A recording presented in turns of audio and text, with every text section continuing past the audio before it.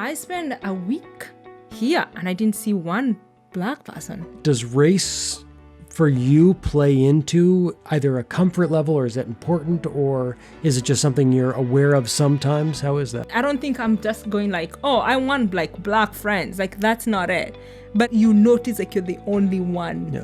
So I think that's like, I would want to live in a place where like there's more representation rather than me just being like the one black girl in like my whole entire neighborhood.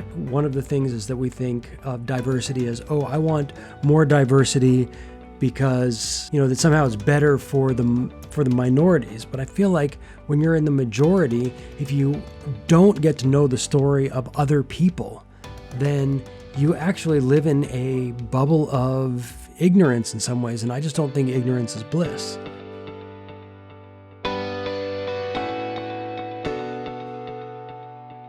Hello and welcome to this week's episode of It's Not All Black and White. My name is Sarah, I'm black. I'm Matthew, I'm white. This is the Interracial Couple Podcast, and welcome to the Coming to America podcast. Coming to America. It's kind of like the Eddie Murphy movie, only we're not royalty and it's not quite as funny. No, not quite as, but it's nice. It's been good.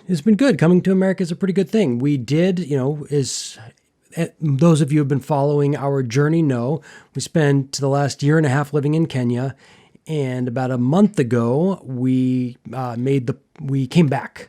We came back to the U.S. And we came back to white America. So it's very different from our experience last year. Yeah, and if we even go back to living in Los Angeles, which was very, very racially diverse, and then we went to Kenya, which was not so many people that look like me, we should say. Yeah, and also I think Nairobi is very diverse. Like if you think about Kenya as a country, it's very diverse in the city. Nairobi is enormously cosmopolitan. But we lived in a small town, not in the, technically not in the village, but a small town, which people you are kind don't go live there. My kind, not many white people. And so when we came back to the U.S., of all places, we ended up in Sonoma County in Northern California. And for me, it's becoming a shock because living in Los Angeles was diverse, but living in Kenya is I'm the majority. And all of a sudden, I spent a week here and I didn't see one black person. And then what happened after a week? So saw one black person. After a week, we went on a run.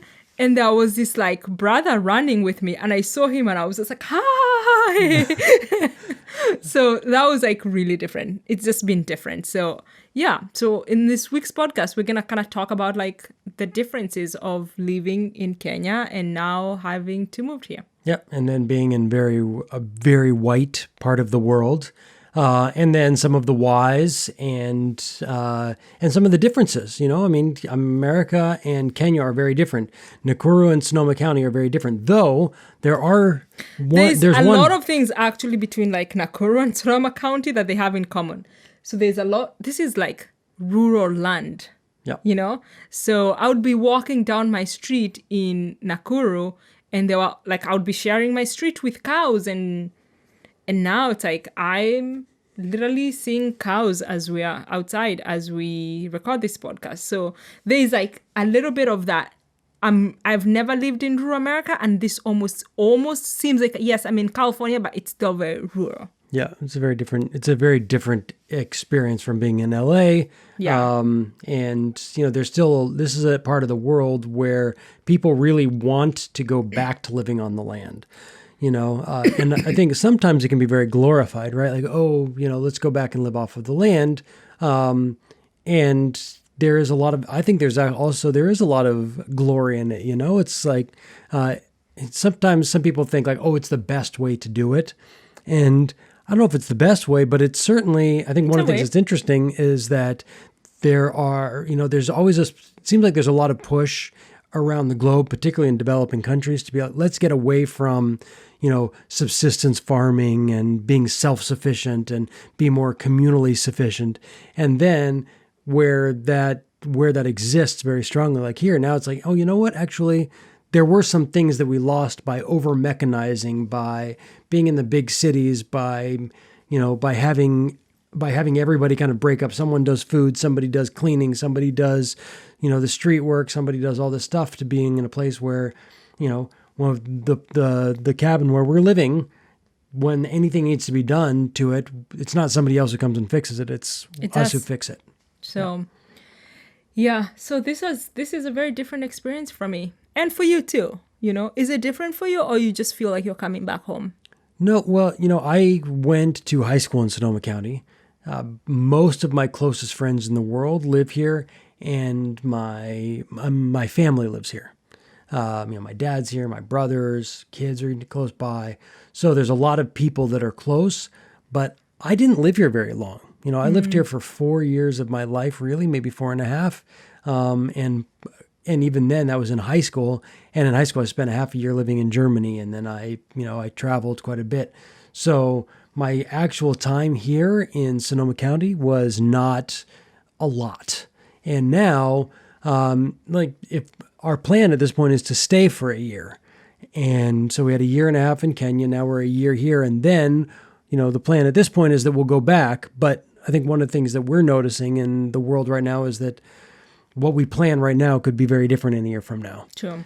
But yeah, so I've never really, as an adult, I've never lived here. But I know so many people here. So it's a very strange feeling to come back to a place that is both home and yet not home at the same time.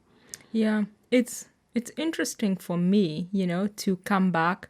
It's interesting, and also it's like good for me because I feel like since we met, anywhere we have lived, you've lived closer to people who are closer to me. So in Kenya, we moved to Kenya to live closer to my family. Yep. In Los Angeles, where we met, I had family there. You didn't have any family. So most of our time when we do dinner dates, when we do like huge family gathering, it's been like my family coming for those gatherings. And I know no one in Sonoma County, except like now your family are the only people that I know. I have no friends. I have no family members here. Yes, no, I do have family members now because of Vio. Yep. But I'm getting to know your family, which is like amazing and exciting for me, like to just be closer to your dad and to, I think since we've moved back, we've gone to your dad's house to have dinner and his wife a couple times. So I'm excited for this year, like what this year brings with them. But I also don't know, kind of like thinking, like, could I live here more than a year? Like, I'm not sure I can. Right. So we spent a year and a half, being in Kenya, we were where I didn't know anybody. But you didn't have many friends because you'd been gone for a long time. And then we lived in Nakuru. So we were close to your family. But now we're close, but I didn't have friends. And now we're close to my family. And you're a little bit sort of fish out of water, or having to kind of really build something from the ground up. In this last, little over a month, how has that been for you? I feel like I've been so busy. Like also just with COVID, things are like, I'm busy, but also things are like moving slower than I can't go out to a club. It's not like I can go out to dinner. Like there's actually nothing I could do even if I had friends except like get together and have drinks at home. So I think with 6 feet between you. With 6 feet outside. Correct. So I think this is shaping the way I would imagine making friends here. And like, what kind of friends would I be making? Even in Los Angeles, majority of my friends were white because of like the spaces I found myself in at school. But I feel like I had a few, like quite like a number of black friends. But I don't know, like here it's just like, I've literally seen one black person since we moved here. So with that being said, not that I don't want white friends, but I just kind of feel like I'm not sure how you make friends when you move to a new place in like this circumstance. Yeah. So I'm happy we have your family so it doesn't feel so lonely, Right. Now, I'm wondering, when I moved to Kenya, obviously I was pretty much the only white guy that we knew that we ever hung out with. We ended up meeting a couple in Nairobi we spent time with. That was a year into it, almost. It was almost a year into it. Another interracial couple. When we met two other interracial couples, one in Nairobi and then one who lived in Nakuru. So towards the end of the time, we started getting to know some other people, but otherwise that wasn't the case. Now, obviously here too, like my sister-in-law is African American, so like there's not a lot. But does race for you play into like either a comfort level, or is that important, or is it just something you're aware of sometimes? How is that? I don't think it plays a role in how I make friends. But I think it plays a role to know that I'm not the only one. Like there's representation. And I think that's it. I don't think I'm just going like, oh, I want like black friends. Like that's not it. But it's kind of like that comfort. Like you notice like you're the only one. Yeah. So I think that's like, I would want to live in a place where like there's more representation. Rather than me just being like the one black girl in like my whole entire neighborhood, which right. I am. Except for some guy we don't know where that goes jogging sometimes. Yeah, except for him.